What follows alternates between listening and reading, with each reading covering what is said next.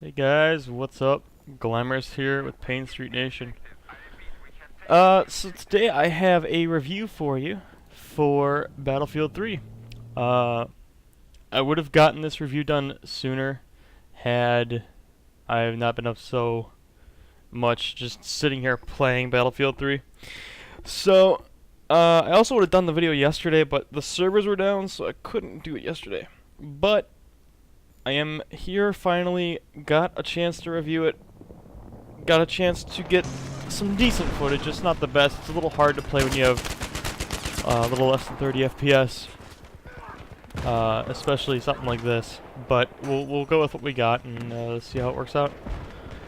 So, I'm going to try to not do so much navigating what's going on, because I'm not playing right now. This is all pre-recorded footage I had. I might say something here and there on the situation I'm in, but for the most part, it's going to be a general review. Obviously, looking at the game right now, you can see graphics are stunning. Not much else to say about that. I mean, there's a few flaws here and there that I have with that right there. The sun shining and the bloom effect and all that can become a bit annoying at times. So, I wish there was a way to turn it off. Unfortunately, there isn't. So, you kind of got to roll with what you got. And,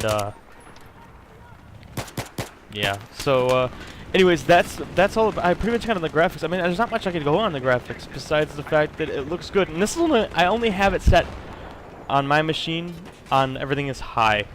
And there's the ultra setting, I think, is above that. If I'm not mistaken, the ultra setting is the next setting up. From what I hear, the ultra setting is amazing, but I can't set my PC to ultra and record at the same time. I think my computer will melt down, even though I have a fairly new rig. But, anyways, we'll go on. Next subject would be sound. If I shut up for a couple seconds and you can listen to the sound.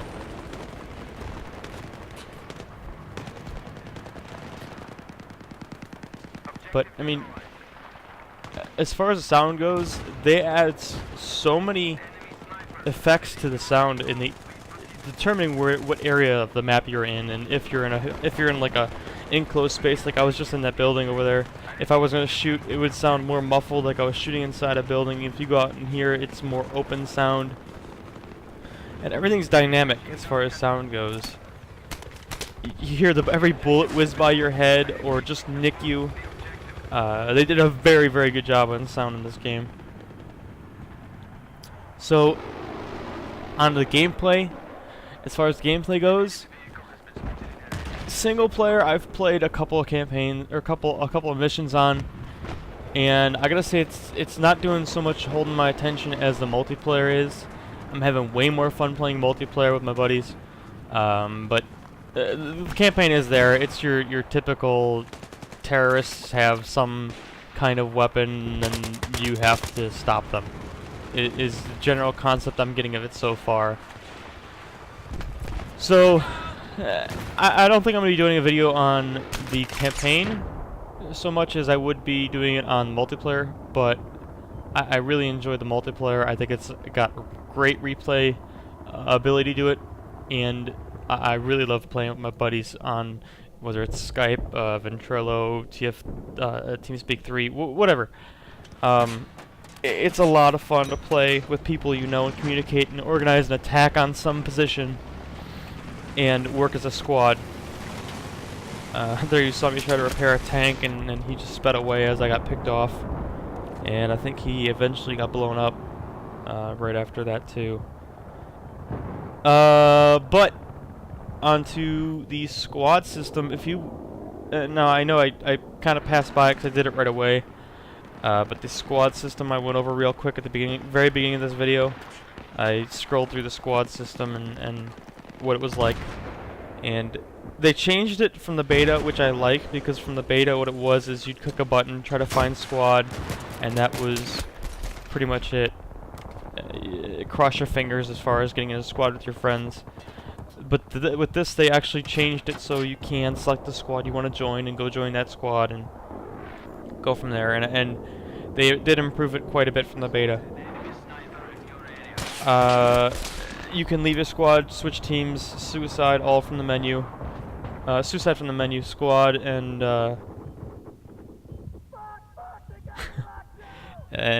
squad and switch teams from one menu. There's a lot of customizations you could do with it as well. There are numerous amounts of unlocks for each gun. There are unlocks for each kit you get.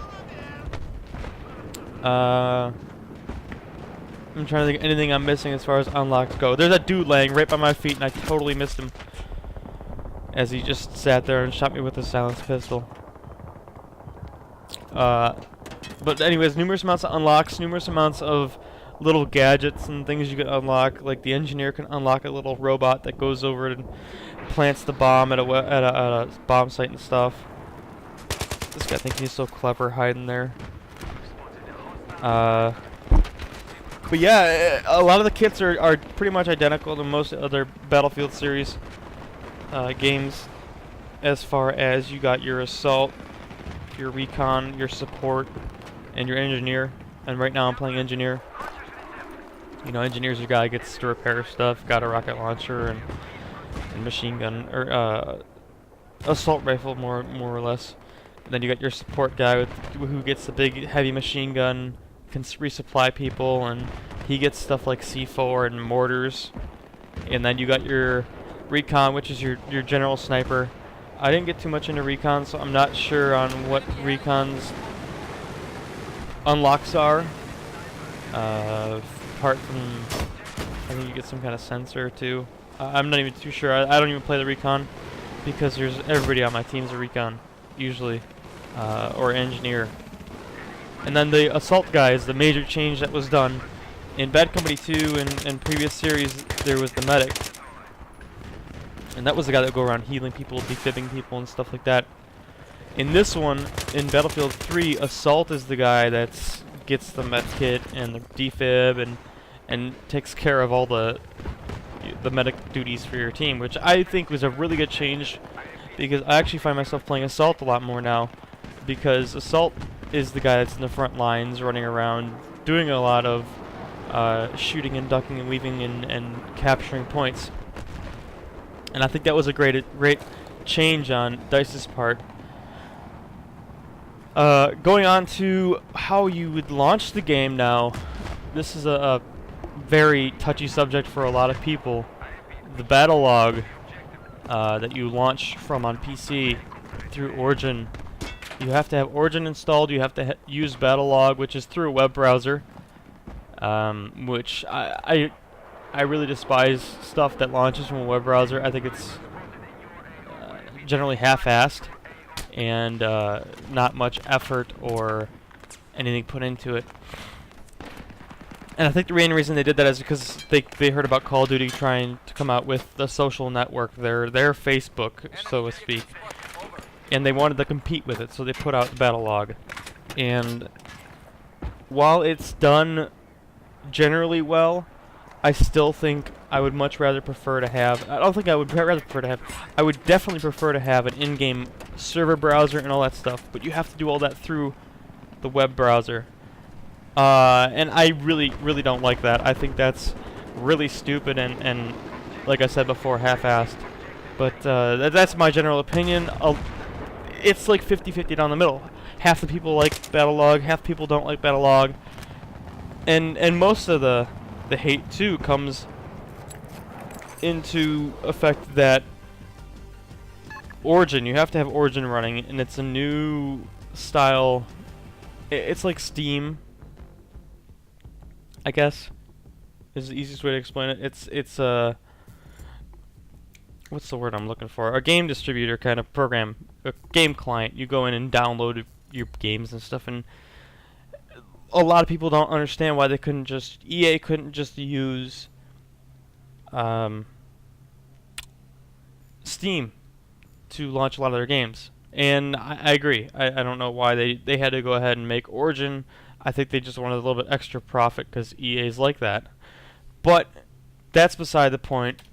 On to one of the main talking points about Battlefield 3, its competitiveness. Is it a very competitive game? I do feel it can be very competitive. It can get there, and with a little bit of work and time, I do believe that it will become a really good competitive game to play. It, what's the easiest thing? Like I was saying before with the squad system, it's very satisfying to hop in a squad and fly around, or have one of your guys in your squad flying around covering your air at the, from covering you from the air, and you driving into a site with a tank or a jeep or something trying to cap the point. And it's a very, very gratifying feeling to do that with a team, and I think that's great. So that right there really helps the competitiveness to me. And you could get, of course, there's platoons and stuff that they implemented in Battlelog that you can go in and make your own platoon and join your buddies and make a party and all that stuff through Battlelog and join the server and play. And, you know, it can be a really, really competitive game, but it might take a little bit of time. There are still some bugs. There are still some things that need to be worked out. Again, this game's only been out since I think it was Tuesday, and it's now, if I'm not mistaken, I lost track of time, it's Friday, yeah. Friday now. So, they do have a little bit of time under their belt to try to release some patches for it and get it going that way. So we'll see how that works out and go from there. On to my next note, like I was saying before, flying and driving have not felt this satisfying since Battlefield 2, I feel. And couple that with the graphics, the sound, the gameplay, the team sense, the squad-based action, makes this a well-rounded game to have. Unlike Call of Duty, where you don't really get squads, you don't really get that kind of thing to work with, you don't get vehicles. It doesn't feel like you're working as a team towards a certain goal, unless you're playing, you know, something actual objective-based map. And even then, really, the only competitiveness I felt, as far as Medal of Honor, that's not even what I was thinking about. As far as Call of Duty goes, is you have to play competitively with your team. If you don't, then it's still a pug, basically. It's still you running around with a bunch of guys working towards the same goal, but not necessarily working together. Whereas Battlefield feels completely, you're trying to feel completely in sync with your team. There is no feeling better in Battlefield 3 than wrapping up the side of a map behind the enemy team, behind 4 or 5 guys, 6 guys, pulling out your knife and actually knifing everybody on their team. That feeling right there is so grand. I've done that quite a few times. And one thing I have not done, but I am making a personal goal of mine, Battlefield 2 had what was called jihad jeeping. If some guys remember it, basically you take a bunch of C4, throw it all over a jeep, drive that jeep to an objective that's controlled by the enemy or a strong point that the enemy controls, or into a side of a tank, jump out of the jeep and detonate it. Or you don't even have to be really far away. Basically the whole point of it was to kind of commit suicide just to get the kill on the guy. I don't know how I didn't kill that guy right there. But yeah, that feeling is great, and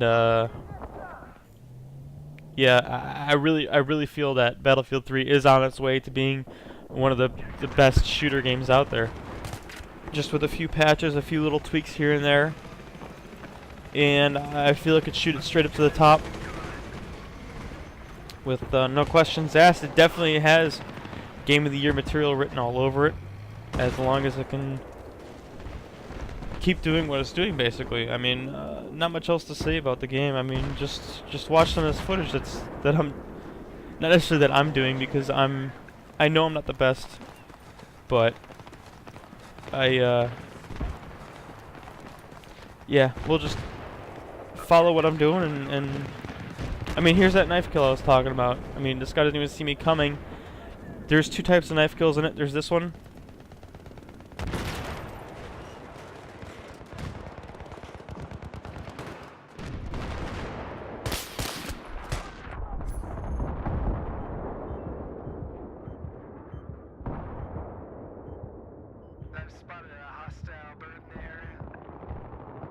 Now here's a jet available, so I'm gonna grab this really fast. But the other type of knife kill is you press F or whatever key it is on console. I'm not sure, to do a quick knife attack.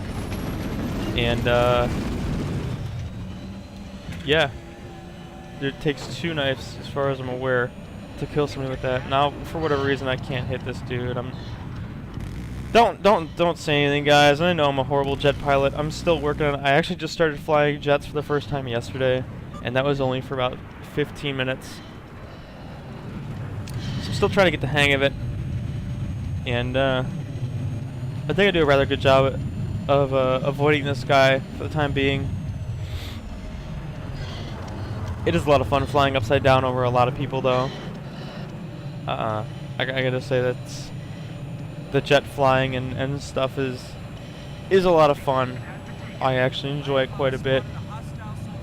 I kind of gotta pull out here before I run in that tower, but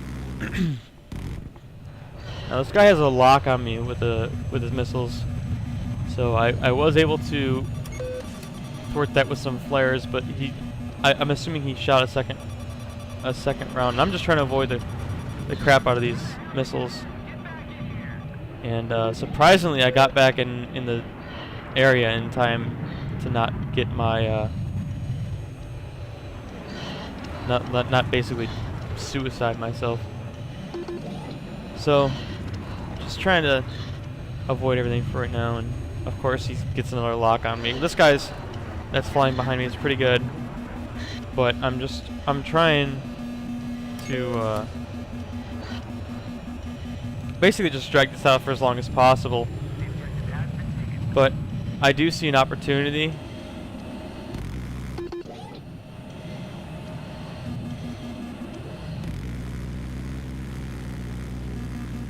And try to avoid it for as long as I can.